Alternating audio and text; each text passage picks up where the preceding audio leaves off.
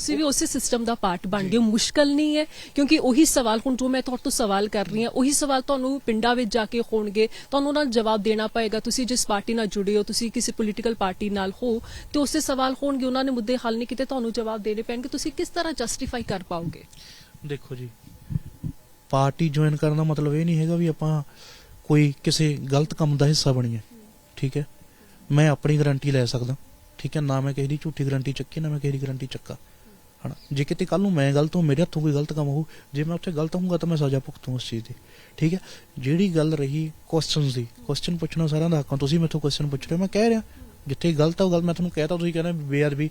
ਮੈਂ ਕਿਹਾ ਜੀ ਬੇਅਦਬੀ ਪਹਿਲਾਂ ਮੁੱਦਾ ਬਣਾਇਆ ਗਿਆ, ਫਿਰ ਉਹਨੂੰ ਮੁੱਦਾ ਬਣਾ ਕੇ ਵਰਤਿਆ ਗਿਆ, ਹੈ ਨਾ। ਵੀ ਮੈਂ ਇੰਨਾ ਹਜੇ ਬਹੁਤ ਮੈਂ ਕਹਿੰਦਾ ਅੰਦਾਜ਼ਾ ਇਨਸਾਨ ਆ, ਮੇਰੀ 27-28 ਸਾਲ ਦੀ ਉਮਰ ਹੈ। ਮੈਂ ਇੰਨੀ ਜਰਨਲ ਨੌਲੇਜ ਸ਼ਾਇਦ ਮੇਰੇ ਕੰਸੈਪਟ ਕਲੀਅਰ ਨਾ ਹੋਣ, ਪਰ ਮੈਂ ਇੰਨਾ ਬੱਚਾ ਵੀ ਨਹੀਂ ਹੈਗਾ ਵੀ ਮੈਨੂੰ ਸਮਝ ਨਾ ਆਈ ਹੋਵੇ ਵੀ ਇਹ ਕਿਉਂ ਹੋ ਰਿਹਾ, ਹੈ ਨਾ। ਅਸੀਂ ਸਿੱਖ ਲੋਕ, ਹੈ ਨਾ, ਸਾਡੀ ਕਮਿਊਨਿਟੀ, ਅਸੀਂ ਦਿਲ ਤੋਂ ਚੱਲਣ ਵਾਲੇ, ਸੇਵਾ ਭਾਵ ਰੱਖਣ ਵਾਲੇ ਇਨਸਾਨ ਆ, ਤੇ ਸਭ ਤੋਂ ਇਮੋਸ਼ਨਲ ਕੌਮ ਆ, ਹੈ ਨਾ, ਸਭ ਤੋਂ ਮਾਰਸ਼ਲ ਤੇ ਇਮੋਸ਼ਨਲ ਕੌਮ ਆ। ਸਾਨੂੰ ਵਰਤਿਆ ਜਾਂਦਾ ਹੈ ਇਮੋਸ਼ਨਲ ਕਰਕੇ, ਕਿਉਂਕਿ ਸਭ ਨੂੰ ਪਤਾ ਵੀ ਅਸੀਂ, ਸਾਡੇ ਗੁਰੂ ਸਾਹਿਬਾਨ ਨੇ ਸਾਡੇ ਮਨ ਦੇ ਵਿੱਚ ਕਿੰਨੀ ਇੱਜ਼ਤ ਹੈ। ਗੁਰੂ ਸਾਹਿਬਾਨਾਂ ਦੀ ਬੇਅਦਬੀ ਕਰਕੇ ਹੀ ਸਾਨੂੰ ਯੂਜ਼ ਕੀਤਾ ਜਾਂਦਾ ਕਿ ਹਾਲਾਤ ਖਰਾਬ ਹੋਣ, ਇੱਦਾਂ ਹੋਣ। ਸੋ ਇਹ ਸਾਰੇ ਮੁੱਦੇ ਬਣਾ ਕੇ ਸਾਨੂੰ ਵਰਤਦੇ ਨੇ। ਸੋ ਮੈਂ ਤਾਂ ਸਾਰਿਆਂ ਨੂੰ ਇਹੀ ਬੇਨਤੀ ਕਰੂੰਗਾ ਵੀ ਆਪਾਂ ਬਹੁਤ ਸਿਆਣੇ ਆ ਸਾਰੇ, ਹੈ ਨਾ। ਪਰਮਾਤਮਾ ਦੀ ਵਾਹਿਗੁਰੂ ਦੀ ਮਿਹਰ ਹੈ, ਜਿਵੇਂ ਆਪਾਂ ਅੰਦੋਲਨ ਦੇ ਵਿੱਚ ਤਰੀਕੇ ਨਾਲ ਸਾਰਾ ਕੁਝ ਨਿਪਟਿਆ, ਹੈ ਨਾ। ਸੋ ਆਪਾਂ ਨੂੰ ਸਿਚੁਏਸ਼ਨਾਂ ਨੂੰ ਹੁਣ ਆਪਾਂ ਨੂੰ ਯਾਨੀ ਕਿ ਸਬਰ ਸੰਤੋਖ ਤਾਂ ਚਲੋ ਠੀਕ ਹੈ, ਸਬਰ ਵੀ ਨਹੀਂ ਹੁੰਦਾ ਕਈ ਵਾਰੀ, ਜਦੋਂ ਪਾਣੀ ਸਿਰ ਉੱਤੋਂ ਹੀ ਲੰਘਦਾ ਤਾਂ ਬੰਦਾ ਕਹਿੰਦਾ ਨਹੀਂ ਯਾਰ, ਹੈ ਨਾ। ਪਰ ਹੁਣ ਸਮੇਂ ਦੀ ਜਿਹੜੀ ਲੋੜ ਹੈ ਉਹ ਸਾਨੂੰ ਇਹ ਦੇਖਣਾ, ਪਹਿਲਾਂ ਸਾਨੂੰ ਵਾਚ ਕਰਨਾ ਪੈਣਾ ਵੀ ਇਹ ਕਰ ਕੌਣ ਰਿਹਾ, ਇਹ ਕਰਵਾ ਕੌਣ ਰਿਹਾ। ਇਹੀ ਤਾਂ ਸਰਕਾਰਾਂ ਦਾ ਕੰਮ ਸੀ, ਇਹੀ ਤਾਂ ਸਰਕਾਰਾਂ ਦਾ ਕੰਮ ਸੀ। ਉਹ ਬੰਦੇ ਤਾਂ ਫੜੇ ਜਾਣ ਜਿਨ੍ਹਾਂ ਨੇ ਕਰਵਾਇਆ 2015 ਚ। ਕਿਉਂਕਿ ਕੱਲ ਮੈਂ ਕੋਟਕਪੂਰਾ ਵੀ ਗਈ, ਉੱਥੇ ਜੋ ਬੈਠੇ ਹੋਏ ਨੇ ਪਰਿਵਾਰ ਵਾਲੀ, ਉਹਨਾਂ ਨਾਲ ਵੀ ਗੱਲ ਹੋਈ। ਉਹ ਕਹਿੰਦੇ ਕਿ ਸਰਕਾਰਾਂ ਨੇ ਕੋਸ਼ਿਸ਼ ਹੀ ਨਹੀਂ ਕੀਤੀ, ਸਾਰੇ ਰਲ ਮਿਲ ਗਏ ਤੇ ਹੁਣ ਇੱਕ ਵਾਰ ਫਿਰ ਤੋਂ ਚੋਣਾਂ ਨੇ ਫਿਰ ਵਰਤਿਆ ਜਾ ਰਿਹਾ ਹੈ। ਸੋ ਤੁਸੀਂ ਉਸ ਪਾਰਟੀ ਦਾ ਹਿੱਸਾ ਹੋ, ਤੁਸੀਂ ਹੁਣ ਸਿਸਟਮ ਦਾ ਹਿੱਸਾ ਬਣ ਚੁੱਕੇ ਹੋ, ਤੁਸੀਂ ਲੋਕਾਂ ਦੇ ਮੁੱਦੇ ਹੱਲ ਕਰਵਾਉਂਦੇ ਹੋ। ਇਸ ਮੁੱਦੇ ਤੇ ਵੀ ਥੋੜਾ ਜ਼ੋਰ ਪਾਓਗੇ ਪਾਰਟੀ ਨੂੰ? ਹਾਲਾਂਕਿ ਹੁਣ ਚੋਣਾਂ ਨੇੜੇ, ਕੀ ਹੋ ਜਾਊਗਾ ਮਹੀਨੇ ਦੇ ਵਿੱਚ, ਕਿੰਨਾ ਕੁ SIT ਕੰਮ ਕਰ ਦੇਗੀ ਜਾਂ ਜੋ ਵੀ ਹੈ, ਪਰ ਜਵਾਬਦੇਹੀ ਤੁਹਾਡੀ ਵੀ ਬਣੇਗੀ ਇਸ ਮੁੱਦੇ ਤੇ, ਕਿਉਂਕਿ ਤੁਹਾਡੇ ਕੋਲ ਵੀ ਸਵਾਲ ਪੁੱਛੇ ਜਾਣ। ਵਾਹਿਗੁਰੂ ਦੀ ਕਿਰਪਾ ਹੋਵੇ, ਮੇਰਾ ਇੰਨਾ ਕੱਦ ਹੋਵੇ ਕਿ ਮੈਂ ਇਸ ਮੁੱਦੇ ਨੂੰ ਸੁਲਝਾ ਸਕਾਂ ਕਦੇ ਵੀ ਇਨ ਫਿਊਚਰ, ਹੈ ਨਾ। ਹਾਲੇ ਤਾਂ ਮੈਨੂੰ 10 ਦਿਨ ਹੋਇਆ ਜੁਆਇਨ ਕਰੇ ਨੂੰ, ਹੈ ਨਾ। ਕਿਉਂਕਿ ਹਾਲੇ ਮੈਂ ਇੱਕਦਮ ਬਿਆਨ ਦੇਵਾਂ, ਹਵਾ 'ਚ ਫੜਾ ਮਾਰਾਂ, ਠੀਕ ਹੈ।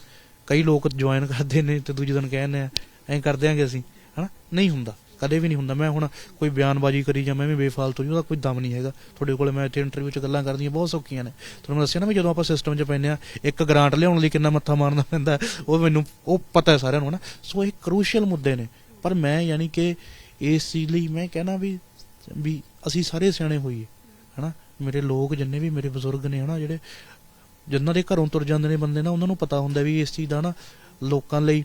ਹੁਣ ਅੰਦੋਲਨ ਤੇ ਕੀ ਹੋਇਆ, ਨਵਰੀਤ ਮਰਿਆ, ਨਵਰੀਤ ਦੇ ਮਾਂ-ਬਾਪ ਨੂੰ ਪਤਾ ਵੀ ਉਹ ਕੀ ਦੁੱਖ, ਅੰਦੋਲਨ ਜਿੱਤ ਲਿਆ ਸਾਰਿਆਂ ਨੇ, ਸਾਰੇ ਘਰੇ ਸਾਡੇ ਪਿੰਡਾਂ ਦੀਆਂ 3 ਬੀਬੀਆਂ ਮਰੀਆਂ, ਉਹਨਾਂ ਦੇ ਮਾਂ-ਪਿਓ ਨੂੰ, ਉਹਨਾਂ ਦੇ ਟੱਬਰਾਂ ਨੂੰ ਪਤਾ ਵੀ ਸਾਡੇ ਟੱਬਰ 'ਚੋਂ ਬੰਦਾ ਗਿਆ, ਹੈ ਨਾ। ਲੋਕਾਂ ਲਈ ਅੰਦੋਲਨ ਹੁੰਦੇ ਨੇ, ਚੱਲ ਜਾਂਦੇ ਨੇ, ਪਰ ਜਿਹਦਾ ਮਰਦਾ ਨਾ, ਜਿਹਦਾ ਜਾਂਦਾ ਉਹਨੂੰ ਪਤਾ ਹੈ, ਹੈ ਨਾ। ਏਜੰਸੀਆਂ ਦੇ ਲਈ ਇਹ ਸਿਰਫ ਇੱਕ ਟ੍ਰਿਕ ਹੋ ਗਿਆ ਵੀ ਚੱਲ 2-4 ਬੰਦੇ ਜਾਣਗੇ ਤਾਂ ਸਿਸਟਮ ਸੈੱਟ ਹੋ ਜੂ, ਹੈ ਨਾ, ਇੱਦਾਂ ਪਲਟਾ ਇੱਧਰ ਹੋ ਜੂ।